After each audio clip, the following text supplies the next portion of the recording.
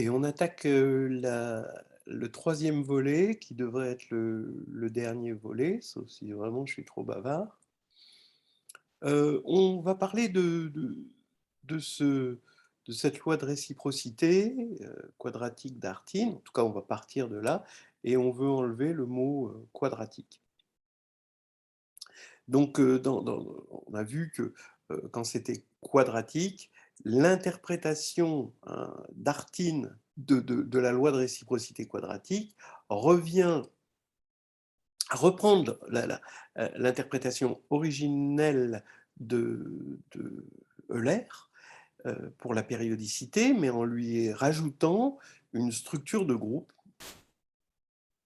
Et là, on a un morphisme de groupe, Z sur 4DZ étoile, dans 1-1, qui a P va associer D sur P, le symbole de Legendre. Donc, je rappelle que P est un premier ici impair et premier avec D, forcément, parce que P ne divise pas D, et donc P est forcément premier avec 4D, puisqu'il est impair et qui ne divise pas D. Voilà. Alors, on a vu qu'on associait à la classe de N ce produit, et surtout que c'est bien défini. Après, le fait que ce soit un morphisme de groupe, c'est assez clair. Bon, voilà. Alors ça, on est très content d'avoir ça, parce que ça nous permet de voir la quadraticité ça se dit ça, de D modulo P, mais avec un petit plus, un gros plus, c'est que le fait de le savoir pour P peut nous permettre de le savoir pour un autre nombre premier, soit par multiplicativité, soit par périodicité. Donc ça, c'est vraiment très très fort. C'est comme si les corps FP, c'est-à-dire Z sur PZ, étaient... bon, il n'y a pas de morphisme entre eux, mais quelque part, ils sont connectés. Et c'est cette connexion qui est extrêmement précieuse, plus que la réciprocité en soi. Voilà donc une interprétation possible de cette histoire. Et maintenant, donc, on va faire ça. Et donc, c'est quoi le but du jeu? C'est de remplacer D, la quadraticité de D par le fait que x carré moins D se décompose ou pas modulo P. Et donc maintenant, remplacer ce polynôme x de moins D par un polynôme f. Et ici, 4D va être remplacé probablement par le discriminant de f, puisque 4D, c'était le discriminant de x carré moins D. Et Z sur 4D étoile va être remplacé par le groupe Z sur delta de f Z étoile, où delta de f, c'est le discriminant de f. Et là, on va avoir un groupe de Galois, ce qui va nous obliger ici, puisque P concerne plutôt l'étude du corps Z sur PZ, donc FP, eh bien, ça va nous obliger à remonter dans Q, parce que là, c'est le groupe de Galois de F sur Q. Voilà, donc l'histoire est là. Maintenant, on va arrêter de faire des preuves parce que ça va devenir trop délicat. Mais en revanche, ce qui peut être très, très agréable, c'est d'illustrer tout ça. Alors d'abord, afin d'unifier le cas quadratique avec le degré supérieur, on va poser alpha égale racine de d. Donc, quand ce sera racine de d, ce sera alpha. Alors, attention, il va y avoir des abus de notation, vous allez voir. Bon, je le préciserai à ce moment-là. Les abus de notation, c'est que alpha, je noterai toujours alpha, une racine de x2 moins d, quel que soit le corps. C'est-à-dire que je sois sur FP ou que je sois sur Q, eh ben, ce sera toujours alpha. Et pareil, si petit f est un polynôme unitaire sur z, eh ben, je vais noter de la même manière une racine de f sur Q et ouais, sur Q, une racine de f vue sur Q, donc comme extension de Q, et dans une extension de fp, ce sera pareil. En fait, plus précisément, ce que j'appellerais alpha, c'est la classe de x dans k de x quotienté par x2 moins d, si alpha c'est racine de d. Et si alpha c'est une racine de petit f, bah, ce sera k de x quotienté par f, et ce sera x bar. Voilà la convention et l'abus de notation. Alors, quand on va passer sur fp, donc quand on quotiente par p, donc k est égal à fp, là, z sur pz, ben comme alpha est algébrique, ça va être une extension finie, donc ça va être un corps fini.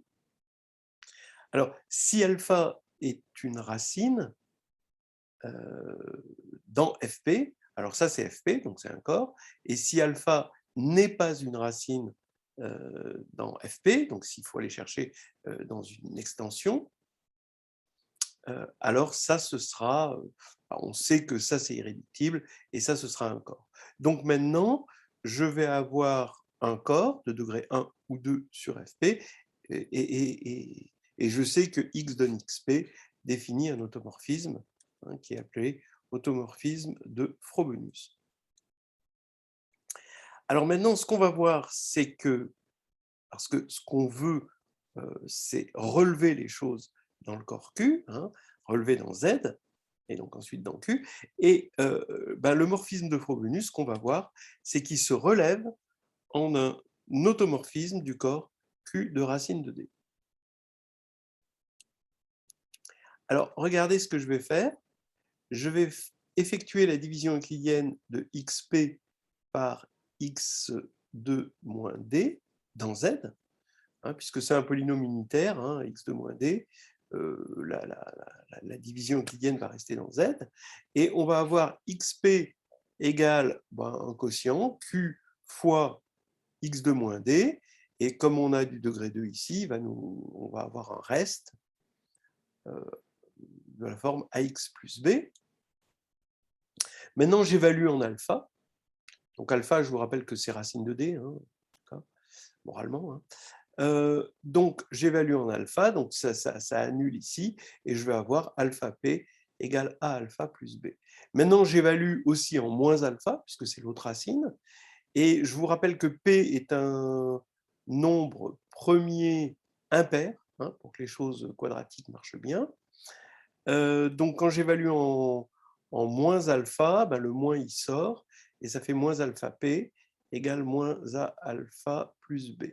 Donc quand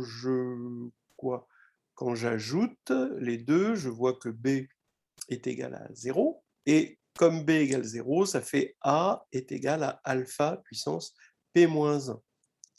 Donc ici, vous voyez que xp est égal à q x2 moins d plus alpha p moins 1 x, et b égale 0. Mais alpha, je vous rappelle que c'est racine de d, d'accord. Donc ici, c'est d puissance p moins 1 sur 2. Donc là, on reste bien dans z. Je vous rappelle que p est impair, donc p moins 1 sur 2, c'est un entier. Donc d, c'est un entier. Donc on a bien quelque chose dans z. Alors attention, d puissance p-1 sur 2, ça fait penser donc au symbole de Legendre, mais on est dans Z là, ça c'est un élément de Z. Le symbole de Legendre, il est dans Fp étoile. Donc, quand on dit que c'est égal à plus ou moins 1, parce que P ne divise pas D, donc ça c'est le résultat dont on était parti, c'est modulo P, bien sûr. Donc ça veut dire que si on veut relever ça dans Z, D puissance P-1 sur 2 est égal à plus ou moins 1 plus P fois K, évidemment. Et donc il vient, d'accord, donc maintenant je multiplie par alpha des deux côtés. Donc je vais avoir plus ou moins 1 fois alpha, mais en fait ce plus ou moins 1 c'est le symbole de Legendre ici, d'accord. plus pk fois alpha. Donc là, j'ai multiplié par alpha.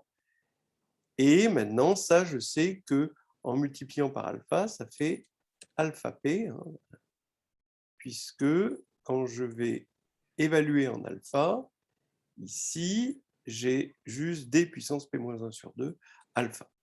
Alors, juste l'interprétation, hein, vous voyez, ça, c'est finalement le Frobenius. Ça, c'est le morphisme de Frobenius. Si on le pense dans FP, c'est le morphisme de Frobenius. Voilà. Ce qui nous aide à le penser en FP, c'est que j'ai pris la même notation alpha, que ce soit dans une extension de Q ou dans une extension de FP. Donc ça, c'est alpha P, donc on peut le voir comme le Frobenius, mais cette fois-ci, on a relevé le Frobenius dans Z, et là, on voit qu'on a le symbole de Legendre qui apparaît, et on a cette application qui envoie alpha, on a un morphisme ici, modulo P, hein, on a ici un élément du groupe de Galois, c'est-à-dire qu'on avait vu la dernière fois qu'un élément du groupe de Galois, dans une extension quadratique, ça envoyait une racine vers une autre racine. Donc ici, ben, les deux racines de x2 moins d, c'est alpha et moins alpha. Donc soit ça envoie alpha sur alpha, 1, soit ça envoie alpha sur moins alpha. Voilà. Donc là, on n'est pas loin de définir le symbole d'Artin phi p. On peut penser comme un FP. Sauf qu'on bon, voilà, on l'appelle phi indice P. Mais maintenant, il ne faut pas aller si vite parce que pour que les théorèmes marchent bien, il faut faire une hypothèse drastique. Donc, c'est qu'il existe un groupe abélien G d'automorphisme, donc regardez bien l'hypothèse, hein, d'automorphisme de Q de alpha, alors d'automorphisme de Q automorphisme, hein, d'automorphisme qui laisse fixe Q. Donc Q de alpha, c'est Q de x quotienté par F, hein, on sait, tel que F est égal au produit des x moins sigma de alpha. Donc ça veut dire quoi? Ça veut dire qu'on a alpha, qui est une racine de F. Toutes les racines de F sont des images sigma de alpha pour un sigma dans G, c'est-à-dire pour un Q automorphisme de Q de alpha. Et on a toutes les racines comme ça. Et en plus, attention, le groupe est abélien. Alors, on va donner un exemple pour n égale 3. Et là, on va construire, bon, je n'ai pas encore tout à fait défini le symbole d'Artin, mais en gros, le symbole d'Artin, qu'est-ce que c'est? Bon, je le définirai après. Mais pour l'instant, qu'est-ce que c'est? C'est une analogie, hein, à un élément P, petit p, donc premier avec ce qu'il faut, delta de f en fait. Je vais associer un automorphisme de Q de alpha. Alpha, c'est une racine de f. Et tel que modulo p, alpha puissance p et phi p de alpha sont égaux. Exactement comme on a ici modulo p, donc on élimine ça. Là, vous avez l'automorphisme sur Q, et là, vous avez le Frobenius. Et vous avez une espèce de connexion, et c'est ça le secret des connexions, finalement, hein, une connexion entre ce qui se passe sur FP, avec un Frobenius, et ce qui se passe en haut. Et donc là, cette multiplication par le symbole de Legendre va devenir une application de FP. Ça va devenir alpha P égale phi P de alpha modulo P. Bon, j'annonce un petit peu la couleur. Et on va voir, c'est vraiment joli cet exemple pour n égale 3. Alors je reprends l'exemple qui était fait dans le petit article de Lenstra et Dafhagen. Allons-y, on pose alpha égale oméga 7 plus oméga 7 puissance moins 1. Et ça va nous donner justement un élément qui va avoir un polynôme minimal de degré 3. Donc on va vraiment généraliser la loi de réciprocité, mais cette fois-ci en degré 3. Regardez ce qui se passe. Hein. Alors, bon, il faut un minimum, donc on regarde le polynôme minimal de Q sur Q de oméga 7, c'est le polynôme cyclotomique phi7, ça c'est quand même bien connu. Et comme 7 est premier, le polynôme cyclotomique, c'est x puissance 7 moins 1 sur x moins 1, donc c'est ça. Donc maintenant, je dis que la théorie de Galois assure que le polynôme minimal f de alpha sur q va être de degré 3. Oui, parce que l'extension engendrée par alpha sur q, elle va être stable par une involution, hein, oméga 7 donne oméga 7 moins 1, et donc, la théorie de Galois va dire que le polynôme minimal ici, ça va être 6 sur 2, ça va être de degré 6 sur 2, et ça va être 3. Bon, alors maintenant, comme on ne connaît pas tous la théorie de Galois à fond, je vais le faire de façon élémentaire. Je le fais à la main. Donc, je vous fais remarquer que je suis parti d'une racine primitive septième de l'unité quelconque. Qu'elle soit primitive, oui, mais je ne le pense pas comme l'exponentielle de i de pi sur 7. Hein. Je prends une racine primitive septième de l'unité quelconque, et voilà alpha. Maintenant, j'aurais pu prendre oméga 7 carré au lieu de partir de oméga 7. On est bien d'accord, hein, puisque 2 est premier avec 7, c'est aussi une racine primitive septième de l'unité. Donc finalement, ça veut dire que bêta va, entre guillemets, jouer le même rôle que alpha. Et pareil, gamma égale oméga 7 cube, ici, voilà. Et donc, ici, bêta, j'ajoute son inverse. Là, pareil, je prends oméga 7 cube, c'est son inverse. C'était les trois versions, finalement, de alpha, où on se débarrasse du choix hein, d'une racine primitive septième de l'unité. Vous allez me dire pourquoi vous ne faites pas 4 ? Pourquoi je ne fais pas 4 ? Parce que oméga 4, c'est oméga moins 1. Donc là, je retombe sur alpha. Donc finalement, j'ai que 3 analogues de alpha, alpha, bêta et gamma. Alors bêta, évidemment, c'est alpha 2 moins 2, parce que quand on met au carré, on applique le binôme de Newton. Et ici, en appliquant le binôme de Newton, pareil, on a alpha 3 moins 3 alpha. Voilà donc, alors ce qui est important, c'est que je suis en train d'écrire alpha, bêta et gamma comme des éléments de Q de alpha. Je les écris comme polynômes, et même un coefficient dans Z, de alpha. Okay. Alors maintenant, j'écris que la somme des racines de l'unité, les racines septièmes de l'unité, ça fait 0, donc, et je passe le 1 de l'autre côté, ça fait moins 1. Donc ça va faire ceci, égal moins 1. Et là, je vais regrouper, je vais tout écrire en fonction de alpha, parce que là, j'ai gamma plus bêta plus alpha égale moins 1. Et donc, j'écris tout en fonction de alpha, d'après ce qui précède, et je tiens facilement que alpha 3 plus alpha 2 moins 2 alpha moins 1 égale 0. Ça y est, j'ai mon polynôme annulateur de alpha, dont il faut montrer qu'il est irréductible. Il est irréductible par la théorie de Galois, directement, sans autre forme de procès, parce que l'extension engendrée par alpha est de degré 3. Donc directement, on a un polynôme irréductible de degré 3, ça s'arrête là. Mais bon, on peut le faire, on vérifie que c'est le polynôme minimal parce qu'il est irréductible. Et on peut voir qu'il est irréductible autrement. Par exemple, que d'abord, il est de degré 3. Donc, comme il est de degré 3, il est irréductible si et seulement s'il n'a pas de racine dans Q. Mais maintenant, une racine dans Q aurait forcément un dénominateur qui divise 1 et un numérateur qui divise moins 1, donc 1. Donc, la seule racine possible, c'est 1 ou alors moins 1. Et on vérifie que 1 et moins 1 ne sont pas racines.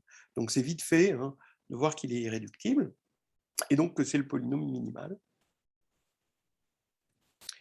Bon, donc maintenant, alpha, oui, ça c'est important, alpha est racine, mais je n'ai pas fait de choix de racine primitive de l'unité. Si j'avais pris bêta, je serais aussi tombé sur le même polynôme annulateur pour bêta. Non pas par le calcul, c'est pas par le calcul, hein. C'est juste parce que alpha, bêta et gamma sont échangeables par définition, puisque je ne me suis pas servi, j'ai juste pris que oméga 7 était une racine primitive de l'unité et je n'ai pas décidé laquelle c'était. Donc ça veut dire que alpha, bêta et gamma sont racines de f et bon, ils sont évidemment distincts et ça nous donne forcément, ce sont les trois racines ici. Alors c'est important d'avoir les trois racines et de les avoir concrètement en quelque sorte, parce qu'on va pouvoir décrire maintenant le groupe G. Donc le groupe G, je vous rappelle, ça va être le groupe des automorphismes de Q de alpha. Voilà, c'est là, dont on doit montrer qu'il est quand même abélien. Hein. Donc ici, vous voyez, on en est là. Hein. On a F ici. Maintenant, il faut décrire G pour voir qu'il est bien abélien. Donc les sigmas, hein, vous voyez que bon, on va décrire les sigmas de G hein, facilement, maintenant qu'on a les racines de F. Alors, comme F est un coefficient dans Q, bah, un Q automorphisme de Q de alpha envoie forcément alpha sur une racine de F. Hein, d'accord ? Ça, c'est très classique, hein, puisque ça veut dire que si sigma, c'est un élément de G, ben, sigma de F de alpha est égal à F de sigma de alpha. Parce que sigma est un Q automorphisme, donc il laisse fixe Q, donc il va laisser un variant F. Et donc F de alpha, ça va faire comme ça fait 0, ben, on va avoir que F de sigma de alpha égale 0 aussi, et donc ça envoie une racine sur une racine. Donc alpha va être envoyé soit vers alpha, soit vers bêta, soit vers gamma. Mais comme un automorphisme est entièrement déterminé par l'image de alpha, du générateur alpha, bah, il va être entièrement déterminé par ça. Donc il va y avoir trois automorphismes différents. Et bon, donc déjà, G d'ordre 3, donc déjà c'est terminé, il est abélien. Alors maintenant, ben, on peut le décrire. Donc le sigma, alors déjà l'identité, c'est quand alpha est envoyé sur alpha. Sigma, c'est quand alpha est envoyé sur bêta. Et comme sigma, comme je vous le disais, commute avec P pour tout P dans Q de alpha, dans Q de X, pardon, ça veut dire que sigma de P de alpha, ben, c'est P de sigma de alpha, donc c'est P de bêta. Et puis l'autre, voilà, on a ça. Donc voilà, on a décrit le groupe G, il est d'ordre 3, donc on ne se pose pas trop de problèmes sur son côté abélien. Alors après, on peut se poser, juste une petite remarque en passant pour ceux qui connaissent ce résultat profond, on peut se dire que j'ai un peu triché en partant du polynôme cyclotomique phi7. Voilà, c'est un peu facile, d'accord ? Je suis parti de phi7 et j'ai pris ce truc-là. Mais en fait, comme on veut une extension abélienne, je vous rappelle qu'il y a un théorème très profond, très difficile à prouver, que toute extension abélienne peut se plonger dans une extension cyclotomique. Et en fait, bon, pour ceux qui savent ce que je suis en train de raconter, hein, c'est exactement ce qu'on est en train de faire. En fait, Q de alpha, c'est une extension abélienne, ce qu'on vient de voir, parce que G est abélien, voilà, en gros, et qui s'injecte dans Q de oméga 7, qui, elle, est par définition une extension cyclotomique. Voilà. Et ça, c'est très général. Donc, je perds aucune généralité dans mon exemple à travailler sur une sous-extension donc d'une extension cyclotomique, c'est-à-dire d'écrire un alpha comme un polynôme en un oméga n, quelque sorte. Donc maintenant, le but, ce qu'on veut faire, hein, c'est de relever le Frobenius qui était sur fp de alpha, mais de le relever dans q de alpha, par analogie avec le cas quadratique. Alors, regardez, hein, attention, hein, alpha, c'est un abus de langage, un abus de notation. Hein. Ce n'est pas le même alpha. C'est juste, dans les deux cas, un x bar, un grand x bar, comme on a vu tout à l'heure. Et relever ce Frobenius, bah, ça revient, puisque là, un automorphisme est entièrement déterminé par l'image de alpha. Finalement, relever le Frobenius, ça revient à regarder alpha puissance p, donc le Frobenius, comme un phi p de alpha, où phi p, ça va être un élément de G, donc ça va être soit l'identité, soit sigma, soit tau, mais modulo p. Donc regardez, exactement comme dans la formule, ici, où là, on a le Frobenius, mais relevé. Et là, on a l'automorphisme qui envoie alpha sur plus ou moins alpha, donc un élément du groupe de Galois. Voilà. Alors, commençons par P égale 2, puis P égale 3, puis P égale 5, 7, etc. P égale 2. Donc, qu'est-ce qu'on veut faire? On veut regarder alpha 2. Alpha 2, c'est égal à sigma de alpha plus 2. Parce qu'on a vu tout à l'heure que sigma de alpha, c'est égal à alpha 2 moins 2. Voilà, sigma de alpha, c'est bêta, et bêta, c'est alpha 2 moins 2. Donc, on a cette congruence. Donc, quand on va relever le Frobenius, on va relever le Frobenius en sigma. Donc, on va écrire ce symbole d'Artin, qui est le symbole de Legendre, finalement généralisé, phi 2 égale sigma. Maintenant, P égale 3, on a alpha 3 qui est égal à taux de alpha modulo 3. Vous vous rappelez que taux de alpha était défini comme égal à gamma. Gamma, c'est alpha 3 moins 3 alpha. On regarde modulo 3, et ici, on a alpha 3. Donc maintenant, on va écrire phi 3, ce sera taux. Maintenant, faisons-le pour p égale 5. Donc là, c'est un peu plus dur. Ça va nous demander d'effectuer la division de x5 par le polynôme minimal de alpha. Donc, vous pouvez vérifier que... Donc, ça, c'était le polynôme minimal qu'on a trouvé, hein, de alpha. Donc, vous vérifiez que cette égalité, voilà, bon, on effectue la division euclidienne. Voilà. Et maintenant, on évalue en alpha. Donc, ça fait alpha 5.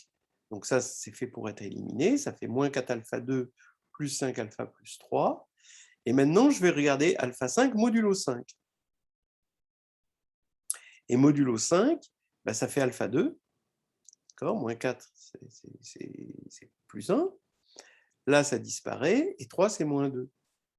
Et là, ça y est, ça commence vraiment à voir qu'il y a des petits miracles qui se font, puisqu'on retrouve alpha 2 moins 2. Donc, on retrouve bêta, modulo 5, évidemment, hein, mais ça fait sigma de alpha.